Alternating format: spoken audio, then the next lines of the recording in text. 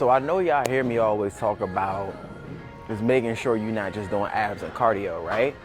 But when I say this, remember, I'm not just saying don't do abs and cardio. I want you to focus on abs at the end of the day. But you don't have to focus a lot of time on abs if you're trying to actually reduce the midsection. Because at the end of the day, in order to reduce the midsection, the way that you may be thinking is not from abs and cardio, it's from reducing the body fat. So do understand that once you do get the body fat low enough, if you haven't been working abs, do understand one thing. You're not going to see as much definition as you may have thought. And I've done this before. I've been single digit body fat for a long time. And I didn't really see a lot of the definition that I acquire now until I started training abs anywhere between 3 to 5 times a week. Like I said, you don't have to get super fancy with the actual ab exercises, but just like any other exercise, do understand you do need to target it and target it effectively. One way to make sure that you're targeting abs effectively is just incorporate them. You can do something as simple as anywhere between starting your routine off, anywhere between 3 to 4 exercises itself. I like to keep it simple, 3 sets of 15. It doesn't have to be anything crazy. My favorite go-tos would be crunches.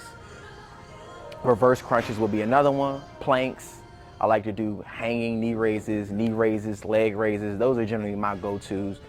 And do understand, these have worked for me over time. And this is actually another go-to I like to use when it comes down to incorporating an ab routine in. But do understand, you don't have to go extremely heavy when it comes down to training abs if you want great abs. Like I said, I have defined abs, and at the end of the day, I'm not loading it with a bunch of weight and all of this wild shit that you see on Instagram or social media. But at the end of the day, you still need to effectively train abs in order to get what you want out of it. A few things you do want to be mindful of when using this type of machine though, is making sure a lot of resistance isn't going to the lower back. I see this time and time again. It's so easy to load this type of machine with a shitload of weight and actually do more lower back than actual abs. So do me one thing, when you're doing the machine, jump on, make sure the seat is properly adjusted to start off. Because if it's too low, do understand, we ain't hitting abs how we should hit. Another thing I like to do is, for one, when I start off stretch, to start engaging the abs. When I come in, squeeze, and the most important part is keeping the tension in the abs when you transfer to the starting position again. So when you right here, you should feel all abs. Squeeze, stretch out on the abs, squeeze the abs, stretch out on the abs. Let's get it.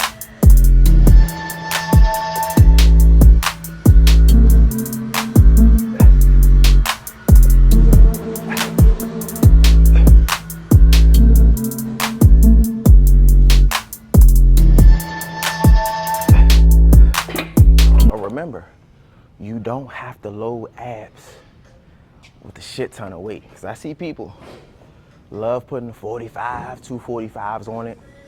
You don't need all of that. It already has a little bit of resistance on this particular machine. So at the end of the day, all you need is a little bit of weight. I generally throw 10. Sometimes I cap out at 25. And I'm gonna show you another machine after this that I love using to train abs. But remember, training abs is going to be very important.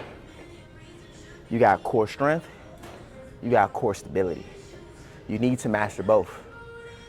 The stronger your core is, the easier it is for you to be able to tackle a lot of compound movements like chest press, deadlifts, squats, leg press.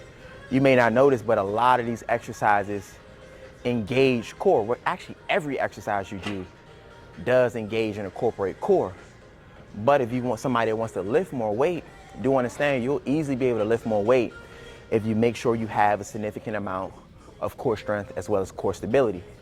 I don't know if you notice, when you get on the bench, mainly when you start throwing something like 225 on there, you can easily not be able to handle the weight if you have lack of core strength as well as stability. So do be mindful of that.